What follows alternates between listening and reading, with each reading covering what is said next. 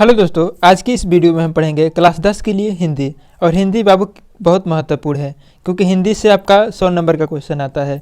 इसलिए इस वीडियो को ध्यान से देखिएगा। और हिंदी का ये दूसरा वीडियो है क्योंकि मैंने पहला वीडियो में आपको बता दिया है श्रम विभाजन जाति प्रथा पाठ के बारे में और भीमराव अम्बेडकर की जीवनी के बारे में। तो चलिए शुरू करते हैं। अगर आपने वो वीडियो नहीं देखा है तो डिस्क्रिप्शन में लिंक है। आपका पहला क्वेश्चन है कि डॉक्टर भीमराव अम्बेडकर का जन्म कब हुआ था।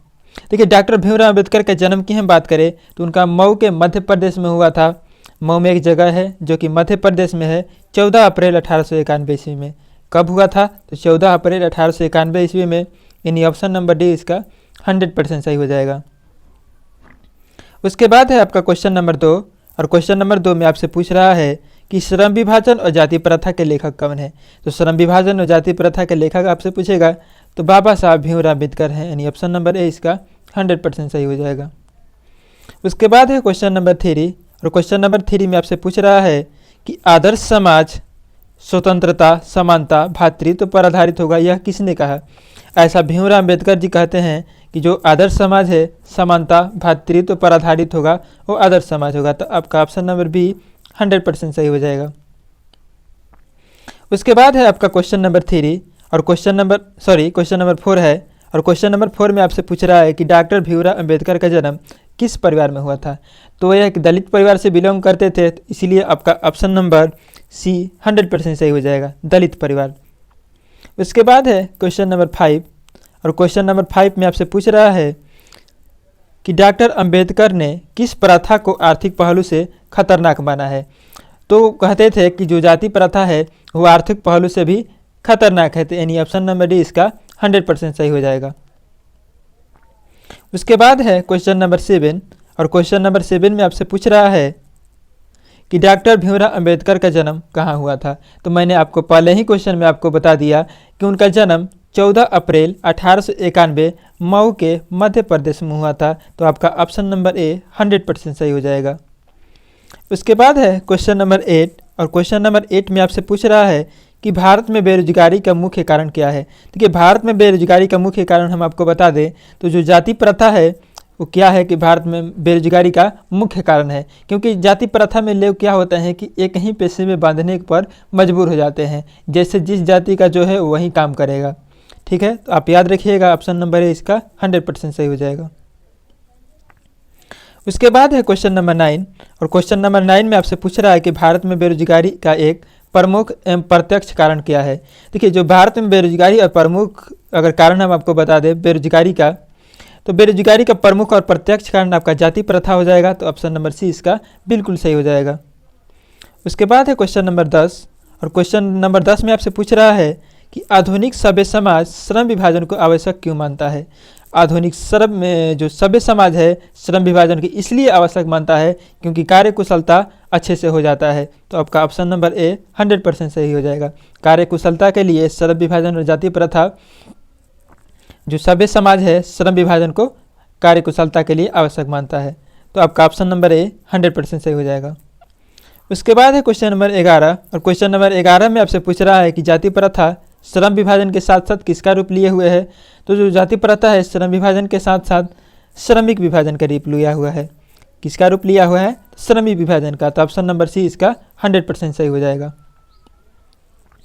उसके बाद है क्वेश्चन नंबर 12। और क्वेश्चन नंबर 12 में आपसे पूछ रहा है कि श्रम विभाजन और जाति प्रथा पाठ बाबा साहब के किस भाषण से संपादित है। तो ये एनिहिलेशन ऑफ कास्ट उनका भाषण है, उसी से संपादित है। हालांकि ये जितने भी बुक्स हैं और ये लिखा गया रचना उन्हीं का है। जेनिस एंड डेवलपमेंट उन्हीं का है। The caste in India their mechanism उन्हीं का है। हुआ सुधराज ये भी उन्हीं का है। लेकिन ये आपसे पूछ रहा है कि जो श्रम विभाजन जाति प्रथा पाठ है बाबा के किस भाषण से संपादित है। तो एनिहिलेशन ऑफ कास्ट थे। तो ऑप्शन नंबर सी इसका 100% सही हो जाएगा। और ये कभी कभी ये क्वेश्चन आपसे पूछता है कि इसका हिंदी रूपांतरण किसने किया। तो एक ललाई सिंह यादव जी थे, उन्होंने क्या किया कि इसका हिंदी रूपांतरण किए थे। तो आप ये भी याद रखिएगा। उसके बाद है क्वेश्चन नंबर 13। और क्वेश्चन नंबर 13 में आपसे पूछ रहा है कि श्रम विभाजन और जाति प्रथा पाठ के लेखक हैं। तो देखिए, श्रम विभाजन और जाति प्रथा पाठ के लेखक को हम बताएं तो आपका भीमराव अम्बेडकर हो जाएगा। ऑप्शन नंबर बी इसका 100% सही हो जाएगा। उसके बाद है क्वेश्चन नंबर 14, और क्वेश्चन नंबर 14 में आपसे पूछ रहा है कि मूक नायक क्या है। ध्यान दीजिएगा क्योंकि ये क्वेश्चन काफ़ी महत्वपूर्ण है। मूक नायक क्या है, इसको स्टार मार्क कर सकते हैं क्योंकि ये क्वेश्चन पूछा हुआ है। हालांकि इसमें से सारे क्वेश्चन पूछे गए हैं कहीं ना कहीं या किसी न किसी साल पूछा गया है। सारे क्वेश्चन इंपॉर्टेंट है परीक्षा की दृष्टि से। तो आपका 14 का हो जाएगा पत्रिका, क्योंकि जो मूक नायक है एक पत्रिका है। ऑप्शन नंबर सी इसका 100% सही हो जाएगा। क्वेश्चन नंबर 15 है, और क्वेश्चन नंबर 15 में आपसे पूछ रहा है कि जाति प्रथा किस प्रकार का श्रम विभाजन करता है। तो जो जाति प्रथा है अस्वाभाविक विभाजन करता है, तो ऑप्शन नंबर ए इसका बिल्कुल सही हो जाएगा। उसके बाद है क्वेश्चन नंबर 16, और क्वेश्चन नंबर 16 में आपसे पूछ रहा है कि भारतीय संविधान के निर्माता के रूप में हम किन्हें जानते हैं। तो हम आपको बता दें जो भीमराव अम्बेडकर है बाबा साहेब, उनको हम भारतीय संविधान के निर्माता के रूप में जानते हैं। तो आपका ऑप्शन नंबर बी इसका बिल्कुल सही हो जाएगा। उसके बाद है क्वेश्चन नंबर 17, और क्वेश्चन नंबर 17 में आपसे पूछ रहा है कि जाति प्रथा के अनुसार श्रम विभाजन का आधार क्या है। देखिए जाति प्रथा के अनुसार श्रम विभाजन की हम बात बता दें तो मनुष्य की रुचि पर आधारित नहीं होता है। आप भले ही डॉक्टर बनना चाहते हैं या फिर इंजीनियर बनना चाहते हैं, वो मायने नहीं रखता है। उसमें क्या होता है कि जाति आपका मायने रखता है। आप अगर नाई है तो बाल काटने का ही काम कर सकते हैं, आपके रुचि पर आधारित नहीं रहेगा। तो ऑप्शन नंबर ए इसका बिल्कुल गलत हो जाएगा। उसके बाद है बी में कह रहा है कि रोजगार सृजन, ये भी नहीं हो सकता है। पैतृक पेशा हो जाएगा, जो आपके पिता करते आ रहे हैं वहीं आपको करना है। तो इसका बिल्कुल सही हो जाएगा ऑप्शन नंबर सी। जाति प्रथा में क्या होता है कि पैतृक पेशा होता है। उसके बाद है क्वेश्चन नंबर 18, और क्वेश्चन नंबर 18 में आपसे पूछ रहा है कि डॉक्टर भीमराव अम्बेडकर के माता का क्या नाम था। देखिए डॉक्टर भीमराव अम्बेडकर के हम माता का नाम बता दें तो भीमाबाई था। ऑप्शन नंबर डी इसका 100% सही हो जाएगा। और इनके पिताजी का नाम आप कमेंट करके हमको बताइएगा कि उनके पिताजी का नाम क्या था। उसके बाद है क्वेश्चन नंबर 19, और क्वेश्चन नंबर 19 में आपसे पूछ रहा है कि श्रम विभाजन और जाति प्रथा पाठ मतलब जो प्रथा है शीर्षक के द्वारा हिंदी में रूपांतरित है। यानी कहने का मतलब यह है कि श्रम विभाजन और जाति प्रथा शीर्षक किसके द्वारा हिंदी में रूपांतरित है। तो ये ललाई सिंह यादव द्वारा हिंदी में रूपांतरित है। ऑप्शन नंबर सी इसका 100% सही हो जाएगा। उसके बाद है क्वेश्चन नंबर 20, और क्वेश्चन नंबर 20 में पूछ रहा है आपसे कि आधुनिक मनु कहा गया है। देखिए आधुनिक मनु की हम बात करें तो आपका डॉक्टर भीमराव अम्बेडकर को कहा गया है। ऑप्शन नंबर डी इसका 100% सही हो जाएगा।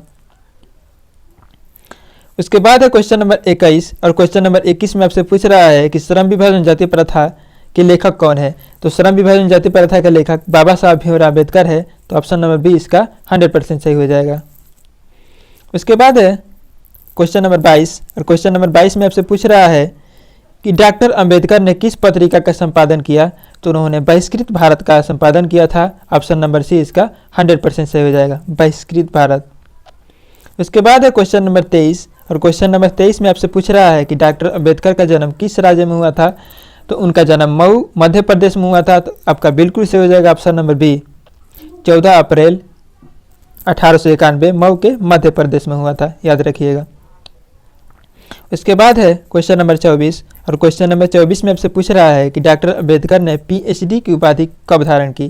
देखिए पीएचडी की उपाधि की हम बात करें तो उन्होंने 1916 में पीएचडी की उपाधि धारण किया था। तो ऑप्शन नंबर सी इसका 100% सही हो जाएगा। उसके बाद है क्वेश्चन नंबर 25, और क्वेश्चन नंबर 25 में आपसे पूछ रहा है कि the caste in India their mechanism किसकी रचना है।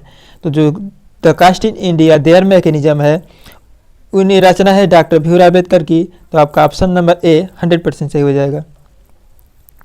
उसके बाद है क्वेश्चन नंबर 26, और क्वेश्चन नंबर 26 में आपसे पूछ रहा है कि पेशे का दोषपूर्वक निर्धारण करती है। पेशे का दोषपूर्व मतलब कौन सा निर्धारण करती है। तो जो जाति प्रथा है ऑप्शन नंबर बी इसका 100% सही हो जाएगा। जाति प्रथा में क्या होता है कि पेशे का दोषपूर्वक निर्धारण करती है। उसके बाद है क्वेश्चन नंबर 27, और क्वेश्चन नंबर 27 में आपसे पूछ रहा है कि आर्थिक पहलू से भी जाति प्रथा क्या है। तो हानिकारक हो जाएगा। ऑप्शन नंबर सी इसका 100% सही हो जाएगा। और क्वेश्चन नंबर 28 में आपसे पूछ रहा है कि डॉक्टर भीमराव अम्बेडकर की रचना है। तो डॉक्टर भीमराव अम्बेडकर की रचना है, देखिए आपका ऑप्शन दिया है संत परंपरा साहित्य, ये तो बिल्कुल नहीं होगा। ऑप्शन नंबर ए गलती हो जाएगा। The right and fall of Hindu women, ये इन्हीं की रचना है, ये बिल्कुल सही हो जाएगा। ऑप्शन नंबर बी इसका 100% सही हो जाएगा। The right and fall of the Hindu women उन्हीं की रचना है डॉक्टर भीमराव अम्बेडकर की, तो याद रखिएगा। उसके बाद है क्वेश्चन नंबर 29, और क्वेश्चन नंबर 29 में आपसे पूछ रहा है कि आधुनिक सभ्य समाज कार्यकुशलता के लिए आवश्यक मानता है। जो आधुनिक सभ्य समाज है कार्यकुशलता के लिए आवश्यक मानता है, किसको मांगता है? तो श्रम विभाजन को। ऑप्शन नंबर ए इसका 100% सही हो जाएगा। उसके बाद है क्वेश्चन नंबर 30 और क्वेश्चन नंबर 30 में आपसे पूछ रहा है कि डॉक्टर भीमराव अम्बेडकर की रचनात्मक के प्रेरक व्यक्ति हैं। देखिए उनके रचनात्मक के 3 गो प्रेरक व्यक्ति थे। एक थे बुद्ध, कबीर और ज्योतिबा फुले। तो बुद्ध कबीर तो इसमें नहीं दिया है, लेकिन ज्योतिबा फुले दिया है। ऑप्शन नंबर बी इसका 100% सही हो जाएगा। 3 गो उनके रचनात्मक के प्रेरक व्यक्ति थे, याद रखिएगा, बुद्ध, कबीर और ज्योतिबा फुले। उसके बाद है क्वेश्चन नंबर 31 और क्वेश्चन नंबर 31 में आपसे पूछ रहा है कि किनके प्रोत्साहन पर बाबा साहेब उच्चतर शिक्षा हेतु न्यूयॉर्क गए। देखिए बड़ोदरा नरेश एक थे, ठीक है, हमने बताया है आपको जब उनकी जीवनी हम पढ़ा रहे थे तो उसमें बताया है। अगर आपने वो वीडियो नहीं देखा है तो डिस्क्रिप्शन में लिंक है, आप वहाँ से देख सकते हैं। तो बड़ोदरा नरेश के प्रोत्साहन पे क्या करते हैं कि न्यूयॉर्क अमेरिका चले जाते हैं। न्यूयॉर्क जो है अमेरिका में है। तो ऑप्शन नंबर सी इसका 100% सही हो जाएगा। उसके बाद है क्वेश्चन नंबर 32 और क्वेश्चन नंबर 32 में आपसे पूछ रहा है कि बुद्धा एंड हिज धम्मा के लेखक कौन है। देखिए इसका लेखक अगर हम बता दें आपको तो डॉक्टर भीमराव अम्बेडकर है। ऑप्शन नंबर डी इसका 100% सही हो जाएगा। उसके बाद है क्वेश्चन नंबर 33 और क्वेश्चन नंबर 33 में आपसे पूछ रहा है कि डॉक्टर भीमराव अम्बेडकर के पिता का क्या नाम था। तो डॉक्टर भीमराव अम्बेडकर के पिता का नाम हम आपसे कमेंट में पूछे थे और यहाँ पर आ भी गया। तो उनका नाम था Ramji Sakpal. Option number B इसका 100% सही हो जाएगा, रामजी सकपाल। उसके बाद है क्वेश्चन नंबर 33 तो हो गया, क्वेश्चन नंबर 33 हो गया। 34 है और 34 में पूछ रहा है कि डॉक्टर भीमराव अम्बेडकर की मृत्यु कब और कहाँ हुआ है। देखो डॉक्टर भीमराव अम्बेडकर की हम मृत्यु आपको बता दें तो इनका मृत्यु हुआ था 1956 दिल्ली में। 1956 दिल्ली में 6 दिसंबर होगा, याद रखिएगा 6 दिसंबर 1956 दिल्ली में हुआ था। उसके बाद है क्वेश्चन नंबर 35 और क्वेश्चन नंबर 35 में आपसे पूछ रहा है कि जातिवाद के पोषकों द्वारा श्रम विभाजन का दूसरा रूप क्या माना जाता है। तो देखिए जो जाति प्रथा के अगर हम बात करें दूसरा रूप, तो दूसरा रूप आपका हो जाएगा मजदूरी प्रथा तो होगा नहीं, बिल्कुल गलत हो जाएगा। समरसता तो होगा भी नहीं और बाल मजदूरी भी नहीं होगा, जाति प्रथा हो सकता है। ऑप्शन नंबर बी इसका 100% सही हो जाएगा।